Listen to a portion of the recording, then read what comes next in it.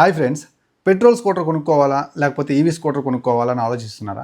లేదనుకున్నట్లయితే petrol ఖర్చులు బీభత్సంగా పెరిగిపోయాయి, ఈ బాధలు మనం ఎక్కడ పడదాం, ఒక మంచి ఈవీ కొనుక్కున్నట్లయితే ఈ తలనొప్పి తగ్గుతుందని ఆలోచిస్తున్నారా? ఈ కన్ఫ్యూజన్లో ఉన్న వాళ్ళకే ఒక క్లారిటీ ఇస్తూ ఈ వీడియో అయితే చేస్తున్నాను. తొందరపడి ఏదో ఒక డెసిషన్ తీసుకుని ఏదో ఒక వెహికల్ కొనుక్కునే కంటే ఒక్క నిమిషం ఆగి ఈ వీడియో మొత్తం క్లియర్గా చూడండి. ఈ వీడియోలో క్లియర్గా నేను చెప్పబోతున్నాను ఈవీ స్కూటర్ ఎవరు కొనుక్కోవాలి, పెట్రోల్ స్కూటర్ ఎవరు కొనుక్కోవాలనే దాని గురించి. ఇప్పుడు ప్రజెంట్ ఈవీ మార్కెట్లో పైన కనిపించే మెరుగులు వేరు, లోపల ఉండేటువంటి నిజాలు వేరన్నమాట. ఇప్పుడు ఈ వీడియోలో మనం వాటిని బయటికి తీసే ప్రయత్నం అయితే చేద్దాం. ఎండ్ ఆఫ్ ది డే ప్రతి ఒక్కళ్ళు కోరుకునేది ఒకటే, డబ్బులు మిగలాలని. సో ఆ విషయానికి వచ్చినట్లుగా అయితే ఈవీ స్కూటర్లో చూసుకున్నట్లుగా అయితే ఒకసారి ఫుల్ ఛార్జింగ్ చేసుకున్నట్లుగా అయితే 90 నుంచి 100 కిలోమీటర్లు వచ్చేటువంటి ఈవీ స్కూటర్ కొనుక్కుంటే రోజంతా మనం ఒక 50 నుంచి 70 కిలోమీటర్ల మధ్యలో హ్యాపీగా తిరగవచ్చు. సో అదే పెట్రోల్ స్కూటర్ చూసుకున్నట్లుగా అయితే మనం 45 నుంచి 50 కిలోమీటర్ల మైలేజ్ అయితే పొందే విధంగా పెట్రోల్ స్కూటర్లు ప్రజెంట్ అయితే ఉన్నాయి. లేదు కాదని బైక్ వెళ్తానంటే 100 cc బైక్ మీకు 65 నుంచి 70 కిలోమీటర్లు ఇచ్చే బైకులు కూడా ఉన్నాయన్నమాట. ఏదేమైనప్పటికీ కూడా మనం ఇక్కడ లెక్కలు మాట్లాడుకుంటున్నాం కాబట్టి ఆన్ యావరేజ్ తక్కువ రోజుకు వచ్చి 50 కిలోమీటర్ల నుంచి 60 కిలోమీటర్లు తిరిగే వ్యక్తి 1 కిలోమీటర్ తిరగడానికి పెట్రోల్ ఇప్పుడున్నటువంటి పెట్రోల్ రేట్ ప్రకారం ₹2 నుంచి ₹2.50 ఖర్చు అవుతుందన్నమాట 1 కిలోమీటర్ ప్రయాణానికి.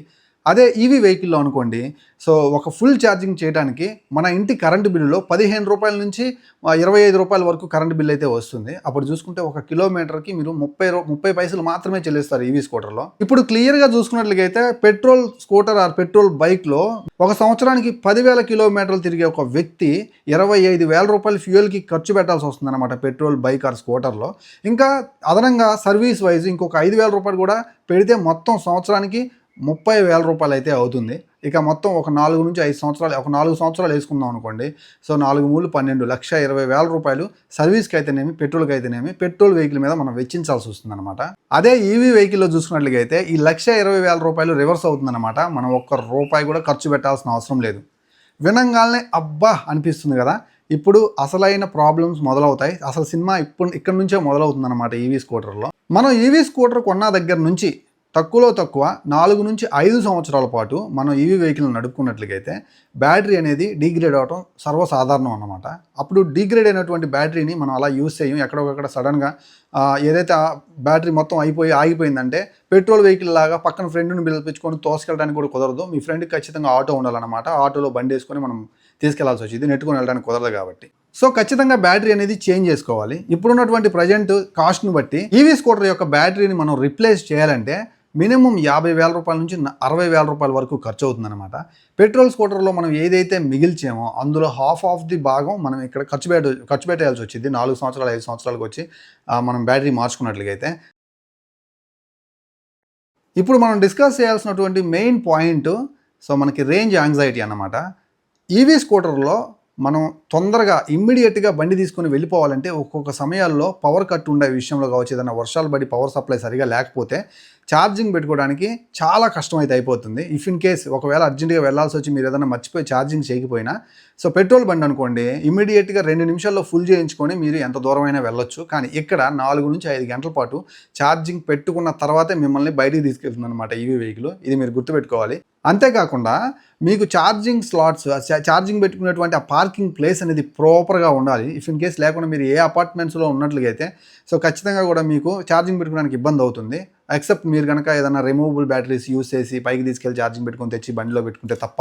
ఇంకా ఈవీ వెహికల్ ఉన్నటువంటి మరొక డ్రాబ్యాక్ ఏంటంటే, లాంగ్లో మీరు కనుక ట్రావెల్ చేయాలి, ఒక 100 నుంచి 150 కిలోమీటర్ల మధ్యలో మీ ఊరెళ్ళి రావాలి, లేదనుకున్నట్లయితే కొంచెం లాంగ్ డిస్టెన్స్ పడింది అని అంటే చాలా ఇబ్బంది అవుతుంది. స్టిల్ ఇప్పటికీ ఈవీ ఛార్జింగ్ పాయింట్స్ అనేవి ఇండియాలో ప్రాపర్గా ఇంకా డెవలప్ అవ్వలేదన్నమాట. సో ఇది గుర్తుపెట్టుకోవాలి కంపల్సరీ కూడా మీరు.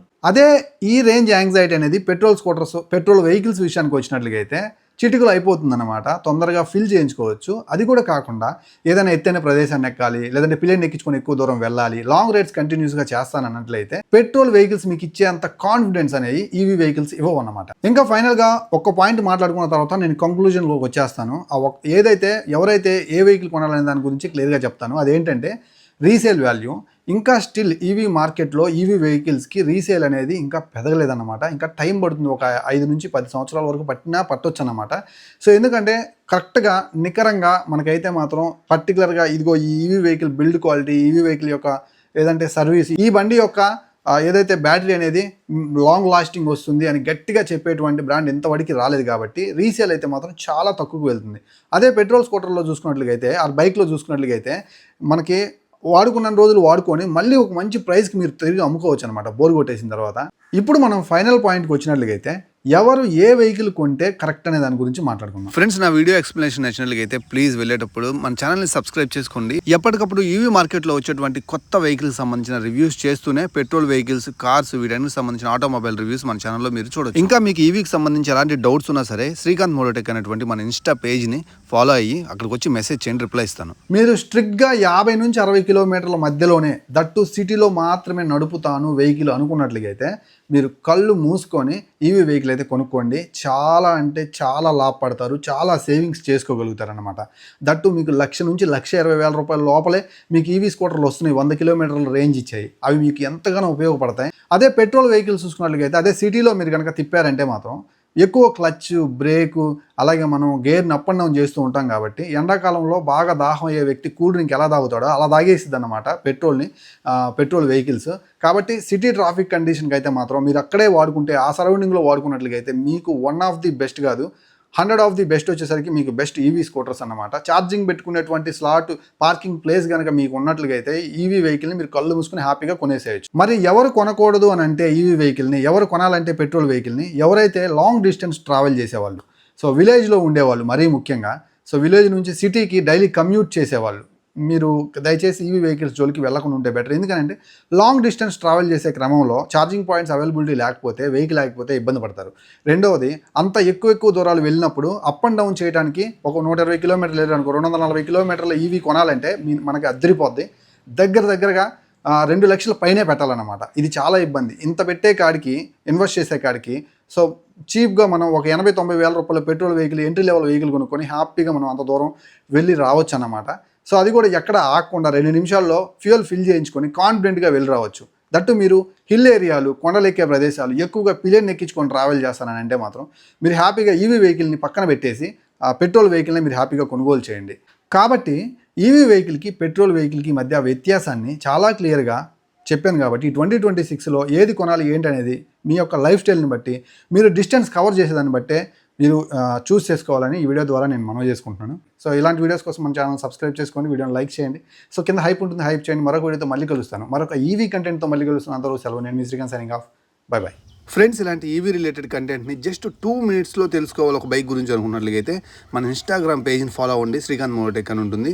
డిస్క్రిప్షన్లో కూడా లింక్ ఇస్తాను, అక్కడికి వచ్చి ఓపెన్ చేయండి. ఇంకా ఈవీ రిలేటెడ్ సంబంధించి మీకు ఎలాంటి డౌట్స్ ఉన్నా సరే అక్కడ నన్ను ఫాలో అయ్యి మెసేజ్ చేసినట్లయితే డైరెక్ట్గా మీకు రిప్లై ఇవ్వడానికి అయితే ఛాన్స్ ఉంటుందన్నమాట. సరికొత్త కార్స్, బైక్స్ యొక్క ఆటోమొబైల్ రివ్యూస్ కోసం మన ఛానల్ని ఫాలో అవ్వండి.